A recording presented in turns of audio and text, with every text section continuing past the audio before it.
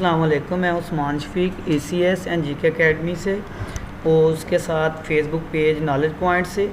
آج جو ہمارا ٹاپک ہے وہ گورنر جنرل آف پاکستان کے ابھی تک 4 گورنر جنرل نے حکومت کی ہے۔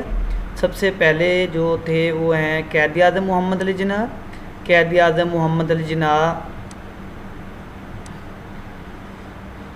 اعظم محمد علی جناح نے جو سٹارٹنگ کی تھی وہ اگست 15 1947 سے عہدہ سٹارٹ کیا تھا۔ ستمبر 11 ستمبر 1948 کو قائد اعظم کی ڈیتھ ہو گئی تھی۔ اس کے بعد جو سیکنڈ نمبر پہ آئے تھے گورنر جنرل، وہ تھے خواجہ نظم الدین۔ خواجہ نظم الدین نے ستمبر 14 1948 کو حلف اٹھایا۔ انہوں نے جو ٹائم پیریڈ سپینڈ کیا وہ اکتوبر 17 1951 تک وہ ایز اے گورنر جنرل کام کرتے رہے۔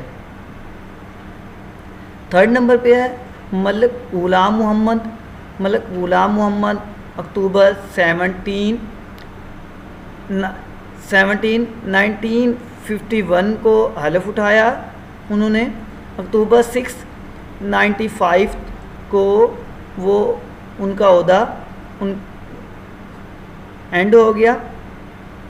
اس کے بعد فورتھ نمبر پہ آتے ہیں میجر جنرل سکندر علی مرزا۔